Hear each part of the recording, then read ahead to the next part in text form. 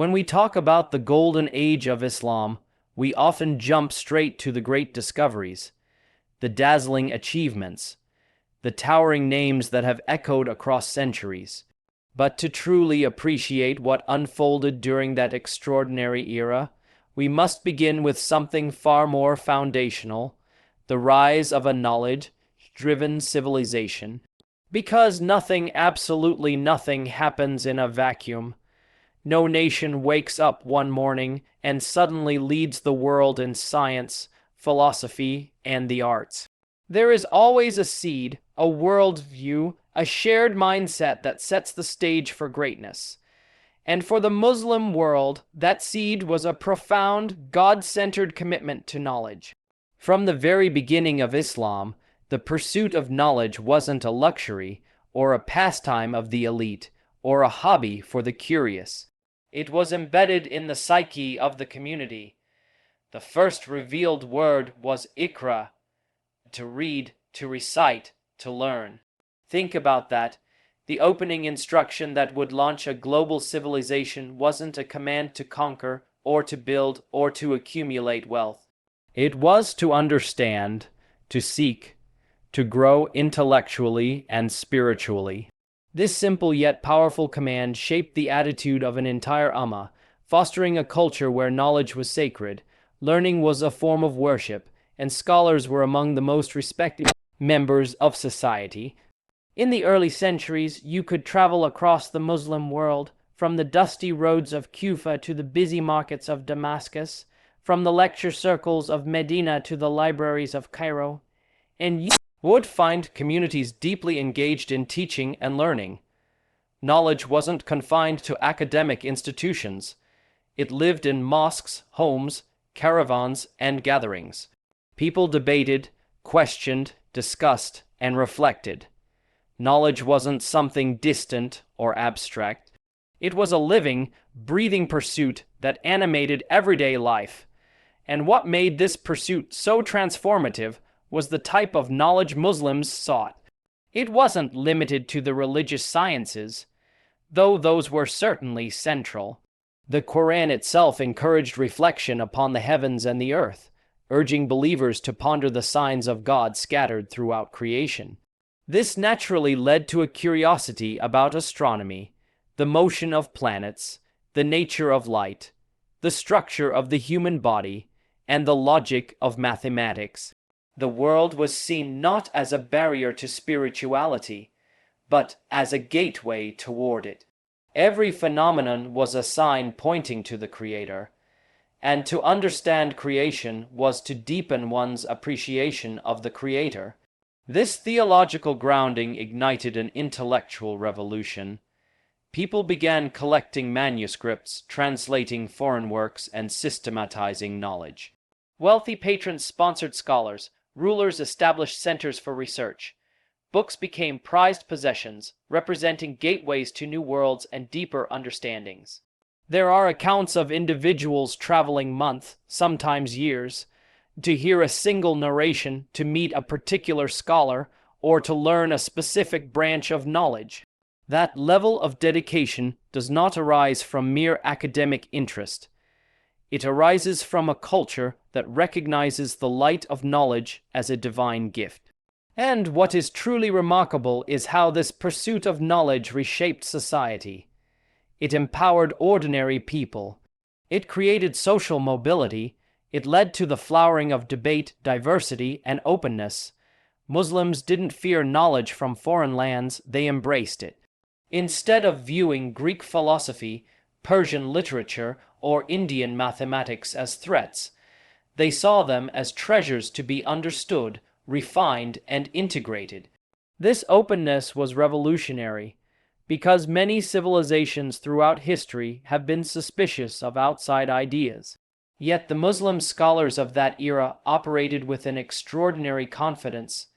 They believed that truth, wherever it came from, was compatible with their faith.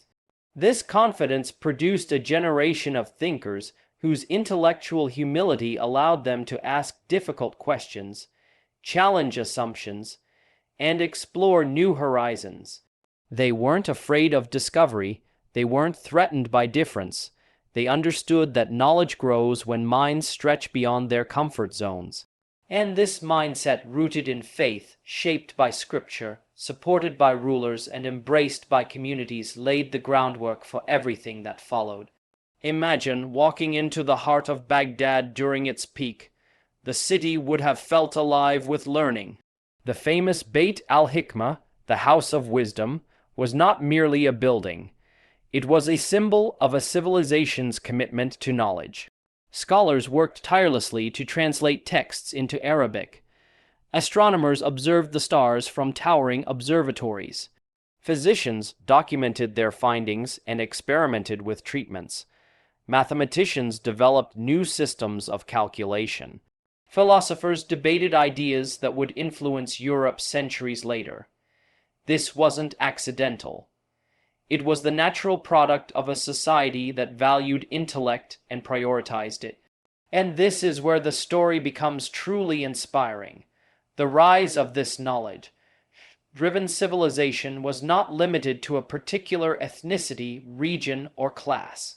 The golden age of Islam wasn't Arab-centric or restricted to a single geographical area.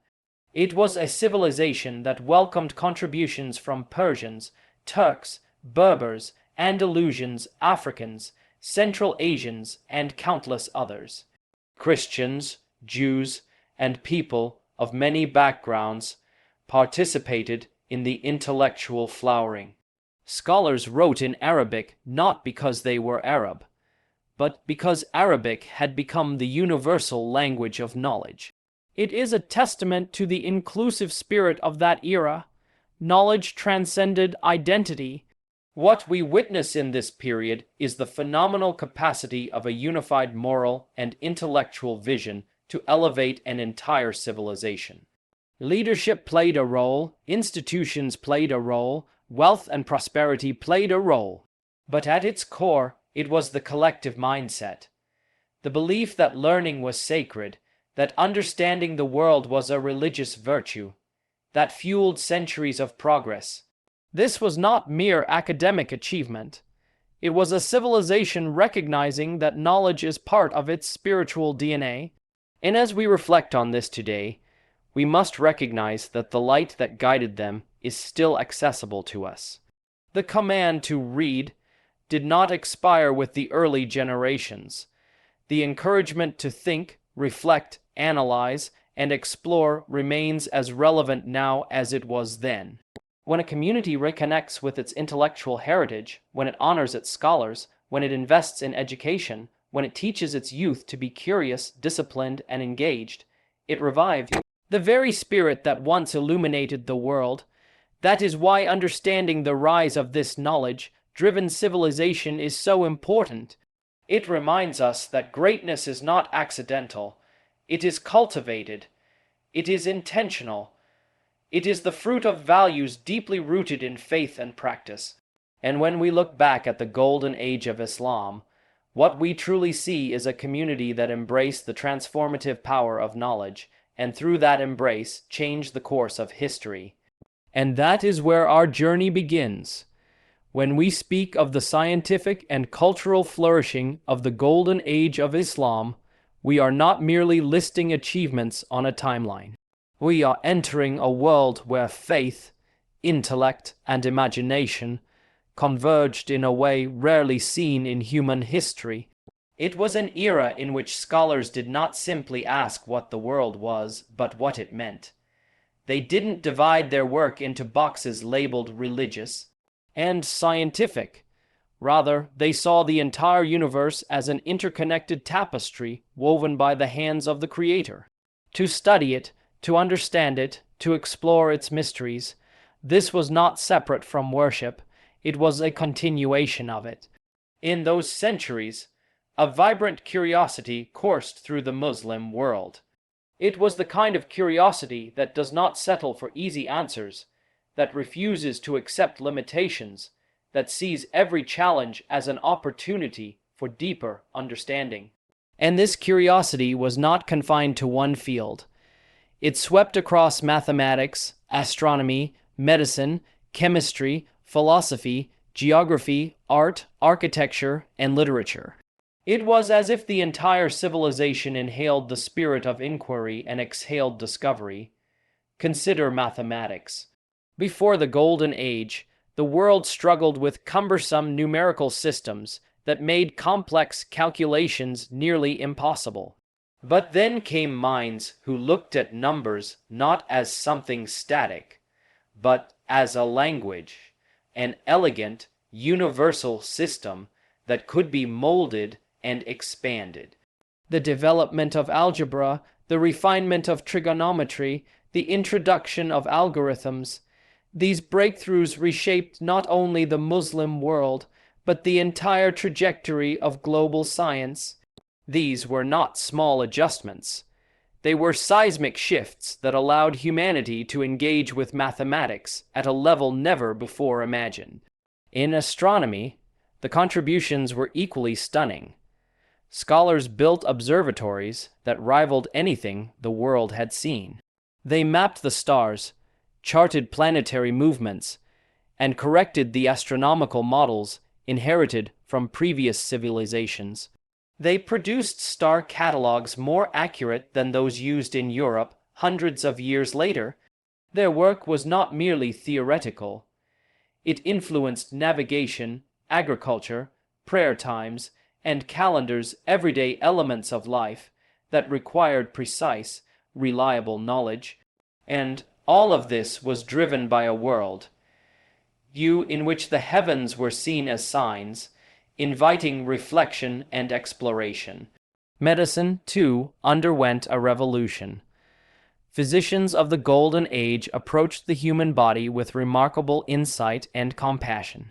They observed symptoms, analyzed diseases, experimented with treatments, and wrote encyclopedias that would be used in European medical schools well into the 17th century. Hospitals became sophisticated institutions, with wards for different illnesses, detailed patient records, and systems of care that would become models for later generations. These scholars saw healing not just as a technical skill, but as an ethical duty, a means of alleviating suffering while appreciating the delicate complexity of God's creation. Then there was optics, a field transformed by brilliant minds who questioned long-held assumptions. When they observed the behavior of light, they didn't rely on inherited theories. They tested them, analyzed them, and replaced them when necessary. They discovered the principles of reflection and refraction, explained how vision actually works, and laid the foundations for modern physics. This level of innovation did not happen in isolation. It emerged from a culture that encouraged experimentation, welcomed critique, and honored those who pushed beyond conventional limits. Chemistry, or alchemia, was another area of profound advancement. Scholars examined substances, identified their properties, refined methods of distillation, crystallization, filtration, and combustion. What the world today calls chemistry began as the work of Muslim scientists who looked at matter not as static blocks, but as dynamic, interacting elements governed by principles waiting to be uncovered. Their discoveries laid the groundwork for pharmacology, metallurgy, and countless practical applications. But it wasn't only the sciences that flourished. Culture itself underwent a renaissance. Poetry, for example, reached heights that continue to inspire. Writers crafted verses that blended philosophy, spirituality, and deep human emotion. These poems were not merely artistic expressions. They were reflections of a civilization wrestling with profound truths about existence, morality, love, loss, and destiny.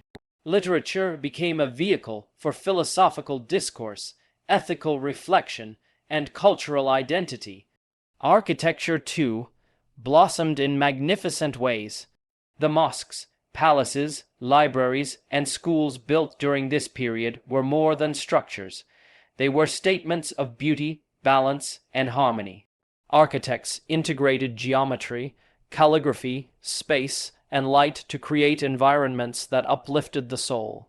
These buildings still stand today as silent testimonies to a time when aesthetics and spirituality were seen as inseparable. What makes all of this so remarkable is not just the brilliance of the achievements, but the environment that produced them.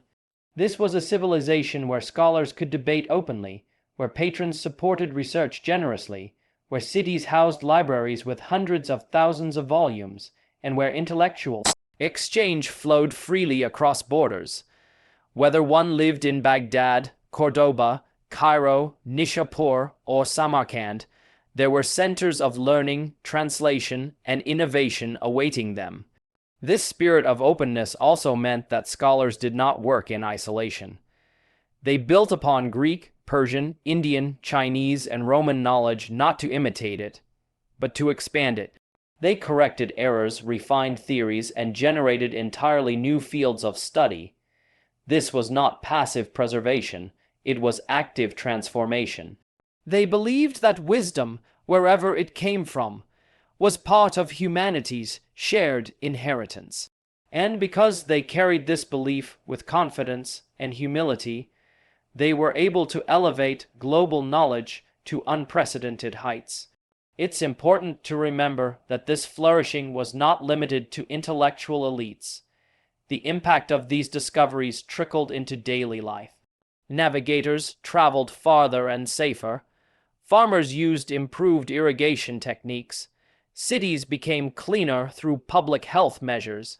Trade expanded with new economic systems. Arts and crafts became more refined. Even everyday objects, paper, glass, textiles, reflected the ingenuity of the era. And yet, the most inspiring part of this story is not the individual accomplishments, but the world that sustained them. This was a civilization that saw knowledge as a sacred trust. It saw the mind as a gift to be cultivated. It saw every field of study, no matter how technical, as another lens through which to admire the Creator's handiwork. That unity between faith and reason produced not only scholars of extraordinary capability, but communities of remarkable resilience and creativity. When we reflect on this flourishing, we are not indulging in nostalgia. We are rediscovering a heritage that has shaped the world we live in today. We are reminded that the seeds of progress are planted when people honor their intellectual traditions, when they encourage their youth to think boldly, when they view knowledge as a pathway to spiritual and societal upliftment. In remembering this era, we are not just celebrating history. We are reclaiming a vision of what a civilization can become when it aligns its values with the pursuit of truth. And that is the legacy that continues to illuminate our path forward. When we look at the golden age of Islam, one of the most extraordinary features of that era was not merely the discovery Muslims made, but the way they engaged with the world's wisdom. They were not insular, they were not narrow-minded, they were not intimidated by the depth or antiquity of other civilizations. Instead, they approached knowledge with a confidence rooted in faith and a humility rooted in the understanding that truth is a trust from God, no matter where it originates. And it was this openness, this willingness to sit with the scrolls of other nations, to translate them, to debate them, to improve upon them, that became one of the defining catalysts of that remarkable era. Imagine a civilization that did not simply inherit knowledge but actively sought it out. When the early Muslims expanded into new regions, they encountered libraries filled with centuries, old manuscripts written by Greek philosophers, Persian physicians, Indian mathematicians, Roman engineers, and countless others. Instead of discarding these works, instead of labeling them foreign or irrelevant, they preserved them. They transported them, they protected them, and eventually they translated them.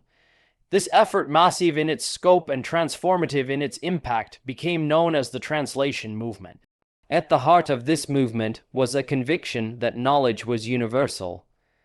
The Quran had already encouraged reflection upon the natural world and emphasized wisdom as a divine gift. This created an intellectual atmosphere in which Muslims saw themselves not as owners of truth, but as seekers of it. They recognized that civilizations before them had wrestled with the mysteries of existence, and that their insights were worth studying. There is something profoundly humble in this approach, to sit before the knowledge of another and say, "Teach us what you have discovered, so that we may build upon it." One of the most striking manifestations of this spirit was the establishment of the House of Wisdom in Baghdad. It was more than a building. It was a cultural declaration, a declaration that this was a civilization unafraid to learn, unafraid to question, unafraid to adopt what was beneficial, refine what was incomplete, and discard what was flawed. Scholars gathered there from across the world: Arabs, Persians, Turks, Africans, Jews, Christians, and others. Not as adversaries, but as collaborators united by a shared reverence for knowledge. Together, they translated works on mathematics, astronomy, medicine, philosophy, engineering, and literature. They compared texts, corrected errors, synthesized ideas, and produced commentaries that would become the standard reference for generations. Through this movement, texts that had been scattered, neglected, or nearly forgotten found new life. The medical writings of Hippocrates and Galen were studied, annotated, and expanded. The philosophical works of Aristotle and Plato were translated, debated, and incorporated into the intellectual landscape of the Muslim world. Indian treatises on mathematics and astronomy enriched the growing scientific tradition of the era. Persian literature and administrative wisdom shaped governance and culture. It was a convergence of civilizations, a merging of intellectual streams that formed a river of knowledge wide enough to nourish an entire world. And yet, what makes this even more remarkable is that the Muslims were not content with simply preserving what they translated. They interrogated it, they tested it, they built upon it.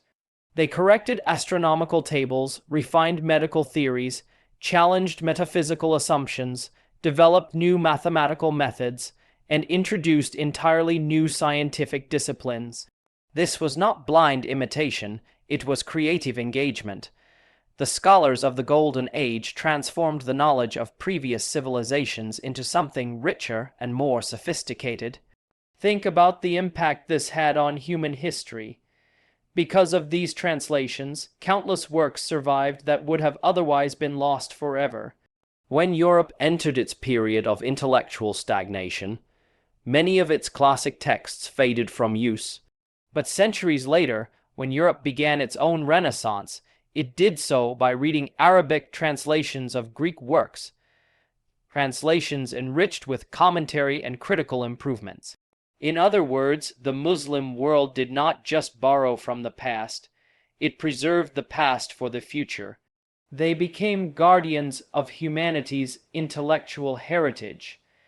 This process of translation and preservation also had a profound effect on the Muslim world itself. It created a generation of scholars unafraid to engage with complexity.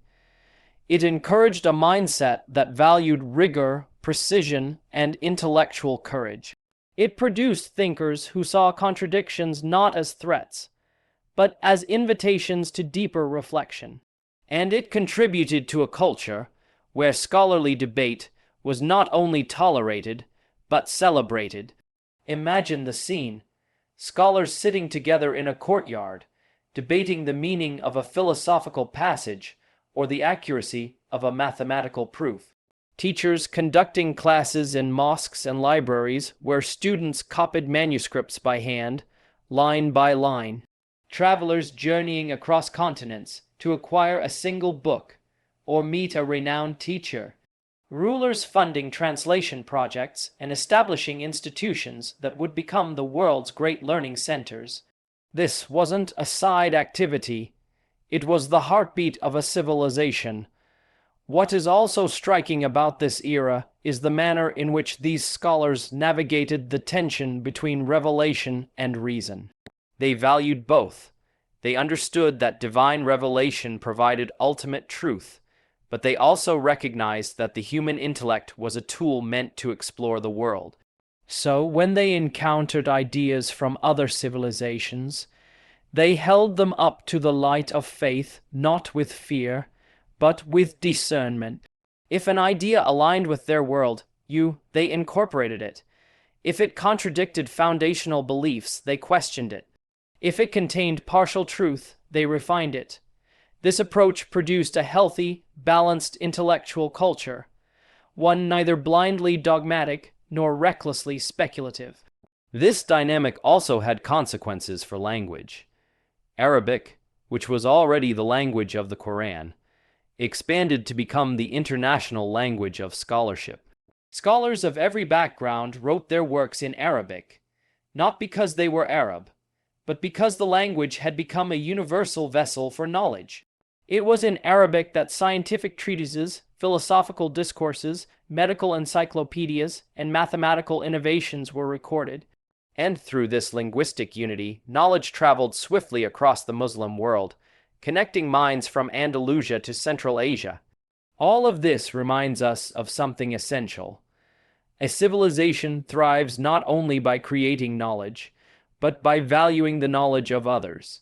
It grows not only by protecting its own identity, but by appreciating the contributions of humanity at large. The Muslim world of that era exemplified this beautifully. They built bridges between cultures, and through those bridges, ideas flowed freely.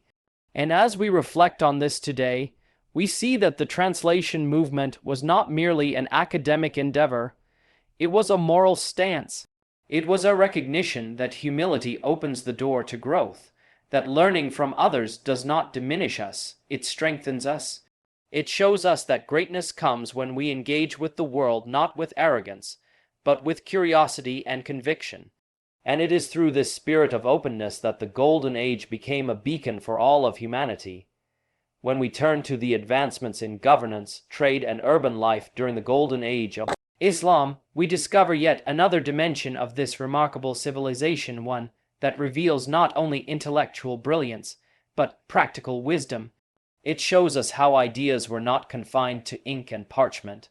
They were woven into the very fabric of society, shaping the way people lived, worked, traveled, and interacted. And the foundation of all of this was a world, that placed justice, accountability, and communal well-being at the center of public life. From the earliest days of Islamic governance, there was a strong emphasis on moral leadership. Rulers were reminded that authority was a trust, not a privilege.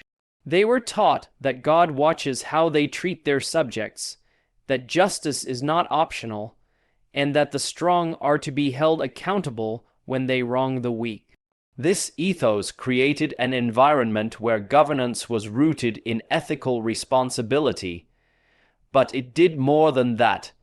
It encouraged systems that were efficient, organized, and inclusive. As the Muslim world expanded across continents, it had to govern diverse populations.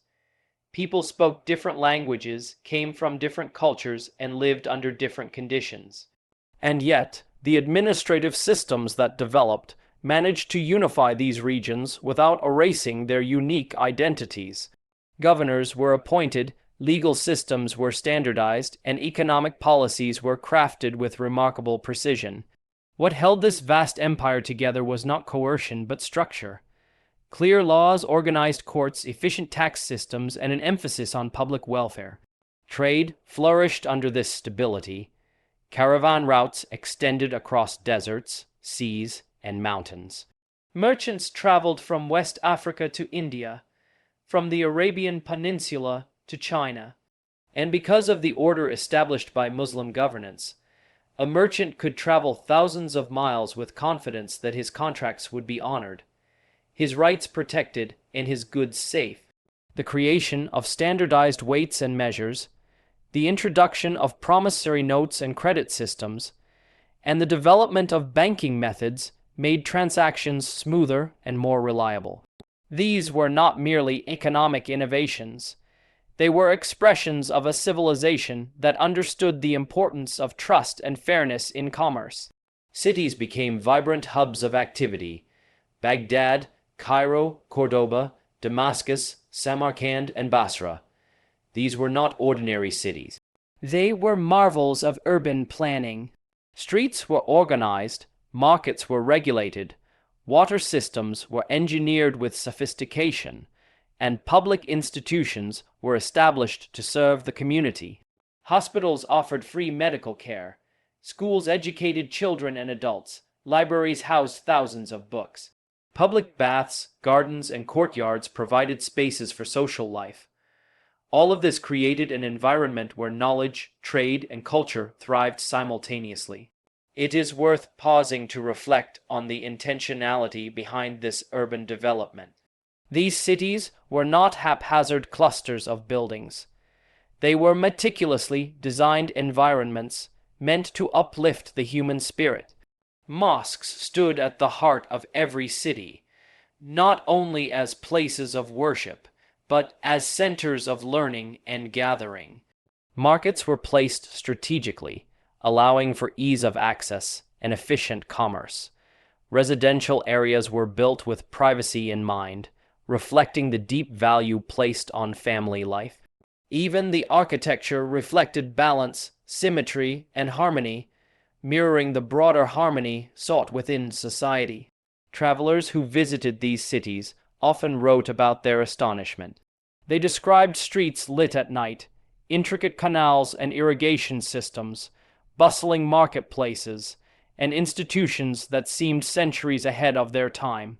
They marveled at the cleanliness, the organization, and the refinement of daily life. Whether you were a merchant, a scholar, a craftsman, or a traveler, the cities of the Muslim world offered opportunities and stability rarely seen elsewhere. But behind all this development lay a profound commitment to social welfare. Zakat and charitable endowments funded education, healthcare, and public works. Wealth circulated through the community, supporting the poor, the orphaned, the ill, and the traveler. This sense of responsibility created a society where prosperity was not hoarded by a select few. It infused economic systems with compassion, ensuring that progress did not abandon the vulnerable. Trade routes connected not only markets but minds. As merchants traveled, they carried with them ideas, stories, inventions, and cultural influences.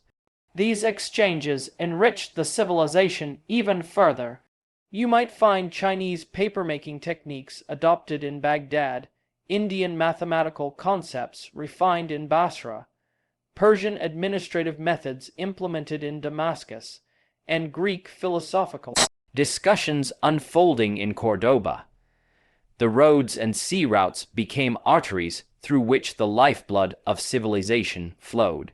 Yet, what makes this era so compelling is not simply the efficiency of its governance or the prosperity of its trade. It is the way these systems empowered the pursuit of knowledge and cultural growth. When governance is stable, people have the freedom to think. When trade flourishes, resources become available to support scholarship. When cities are organized, institutions can thrive. And when societal systems reflect ethical values, communities flourish with dignity and purpose. The administrative innovations of the Golden Age also influenced the world for centuries to come. European travelers who visited Muslim lands returned with new understandings of governance, urban planning, sanitation, and commerce. Over time, these influences played a role in Europe's transition out of the medieval period. In other words, the Muslim world didn't only advance itself, it elevated global civilization. And behind all of these achievements was a deeply rooted belief that good governance is an act of service, that leaders are accountable before God, that justice is the backbone of any thriving society. This moral compass meant that even while governments grew in complexity, the ethos remained centered on responsibility, fairness, and communal well-being. When we consider the interconnected developments of governance, trade, and urban life, we realize we are looking at a civilization that understood something profound. A society cannot rise through knowledge alone. It must have structures that nurture that knowledge, nor can it rise through wealth alone. It must have ethics that guide how that wealth is used, nor can it rise through architecture alone. It must have values that give meaning to those spaces. This balance between intellect and morality, between prosperity and responsibility, between structure and spirituality, is what allowed the Golden Age to flourish.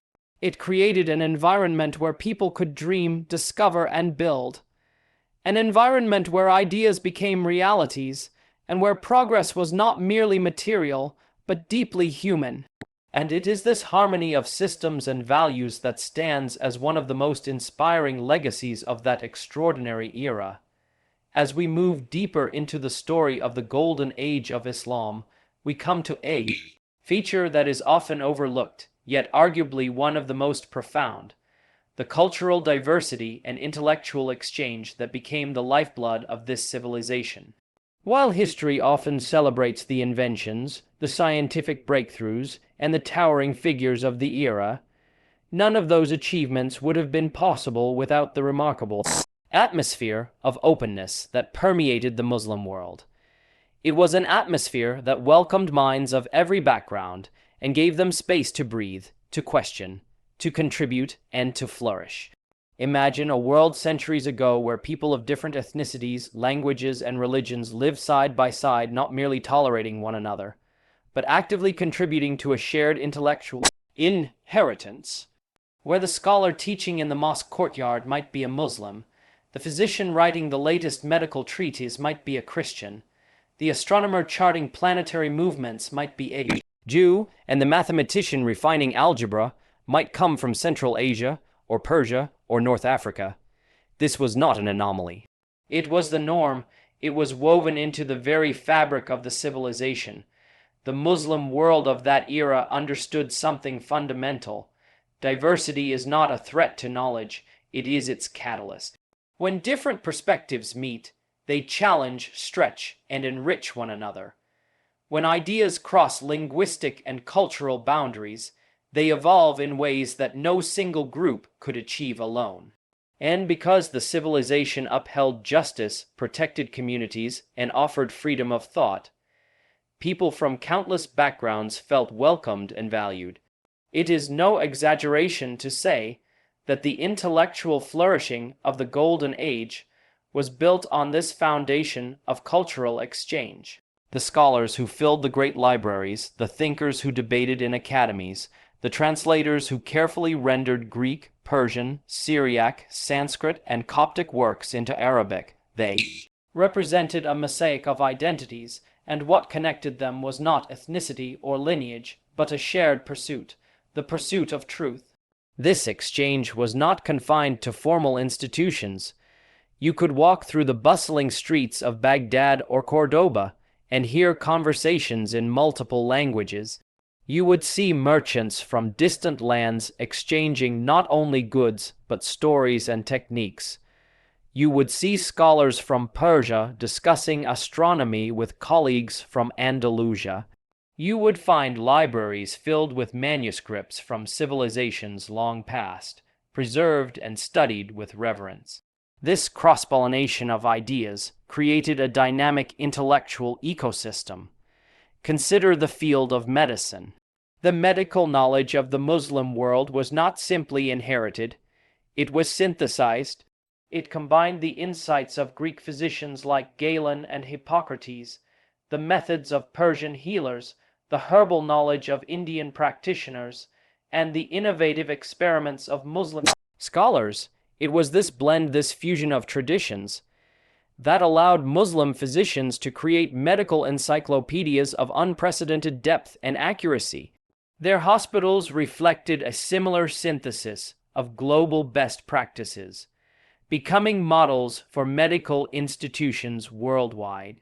The same was true in philosophy. Arabic translations of Plato, Aristotle, and the Stoics did more than preserve these works. They sparked profound debates within the Muslim world. Scholars analyzed, critiqued, and expanded upon them. They reconciled reason with revelation, metaphysics with theology, ethics with spirituality. This intellectual engagement did not dilute Islamic thought, it strengthened it. It produced works of philosophy that later inspired European thinkers during their own Renaissance. And when we turn to mathematics, we find the influence of Indian numerals, Greek geometry, and Persian engineering merging seamlessly with the innovations of Muslim mathematicians. This cultural blending gave birth to algebra, to algorithms, to trigonometric functions, concepts so foundational today that modern science cannot exist without them. These breakthroughs were not the achievement of one culture, but of many cultures working together within an environment that welcomed their contributions. One of the most beautiful examples of this diversity is found in architecture. The mosques, palaces, and learning centers built during the Golden Age reflect a harmonious blend of styles: Persian domes, Byzantine arches, Central Asian motifs, North African courtyards, and Andalusian geometric designs. These buildings are physical embodiments of intellectual exchange. They show us that beauty emerges when cultures collaborate. Even the Arabic language, which became the universal medium of scholarship, expanded through this diversity. It absorbed vocabulary from Persian, Syriac, Greek, and Sanskrit, becoming a richer and more expressive language capable of capturing complex scientific, philosophical, and poetic ideas. This linguistic flexibility allowed scholars of various backgrounds to communicate with one another, breaking down barriers that might have otherwise hindered collaboration. What is truly inspiring is the ethical mindset that supported all of this. The Muslim world created social and legal structures that protected minority communities, allowed them to practice their faiths, and encouraged them to contribute to society. This was not merely tolerance, it was respect.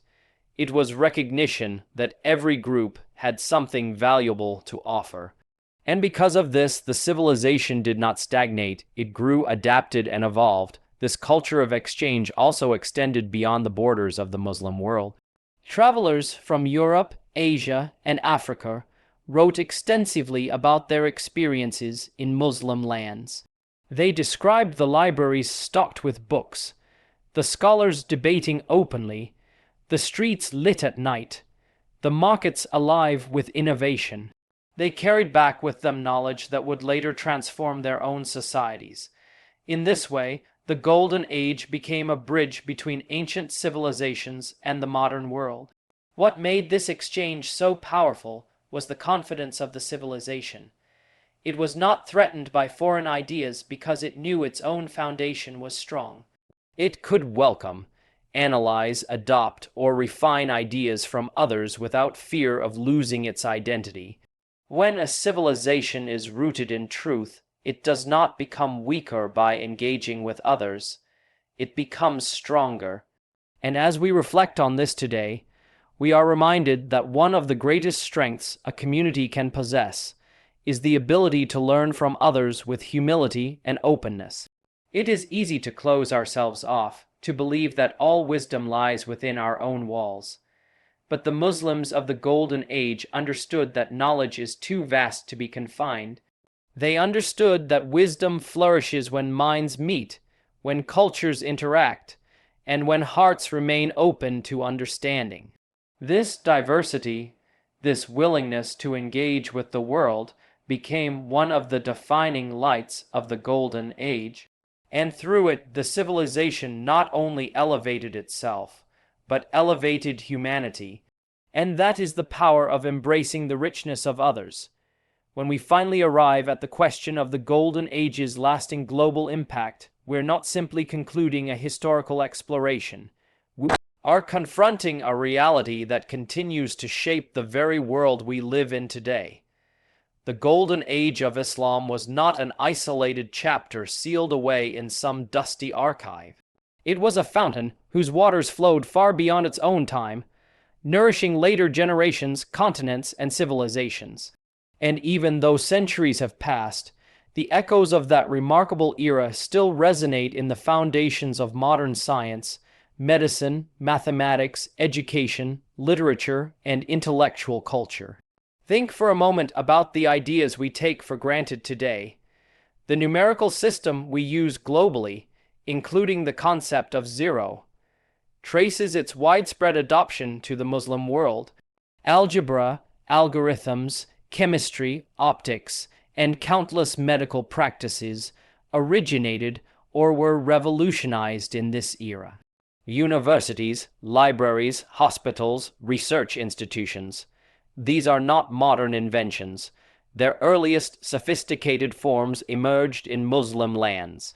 This civilization did not merely contribute to human progress. It helped define the trajectory of what we now call the modern world.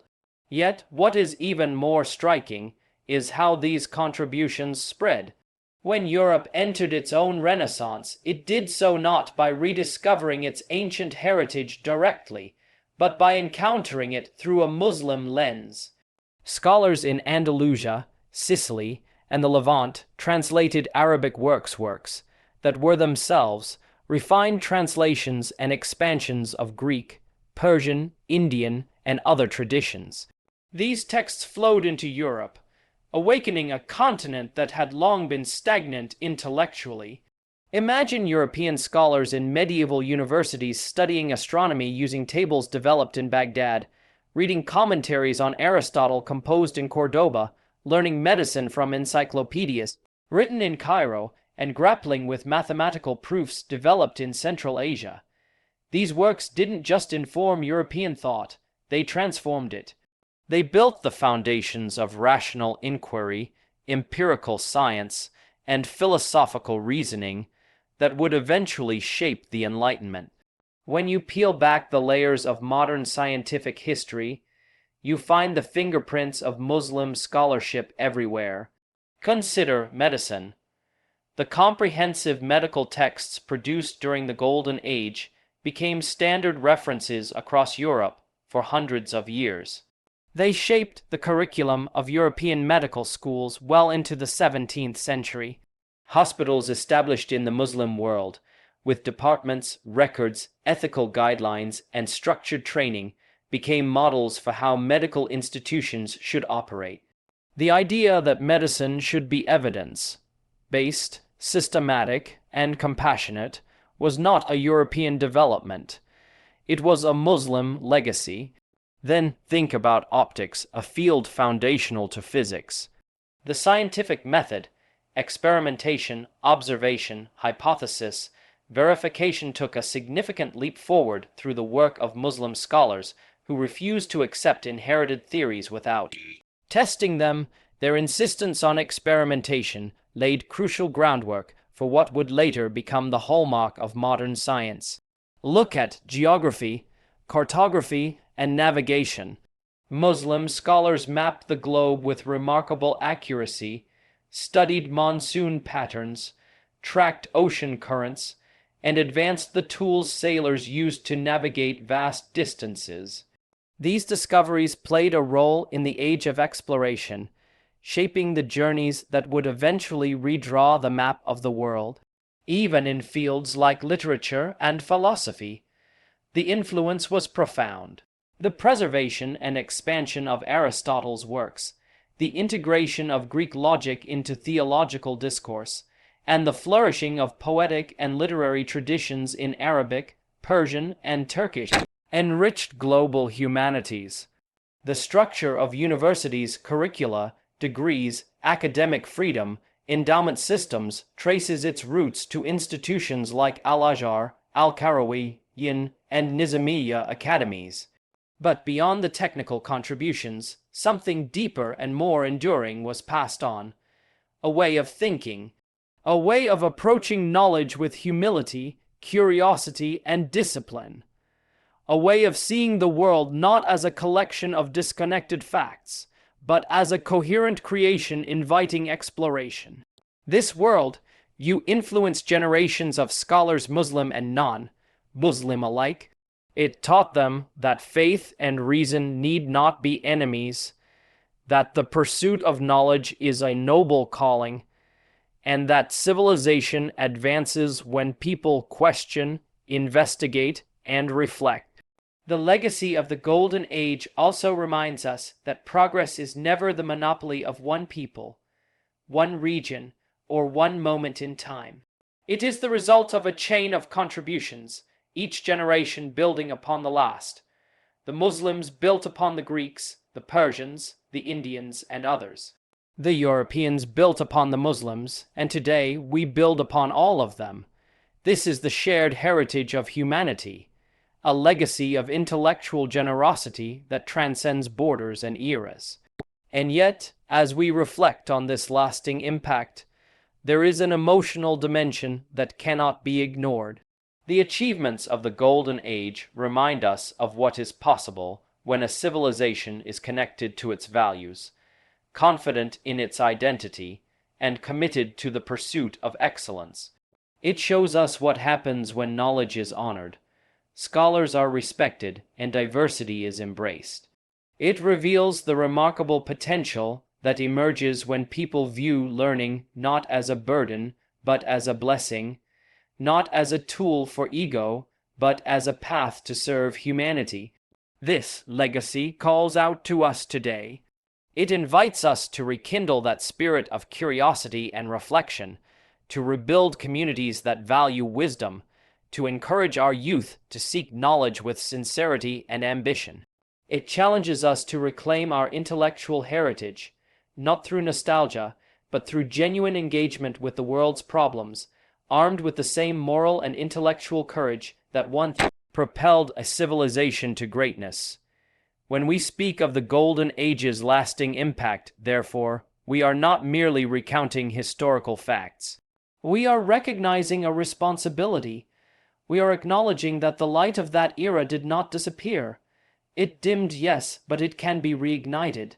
We are understanding that the values that produced that brilliance are timeless, and that any community that embraces them can rise again.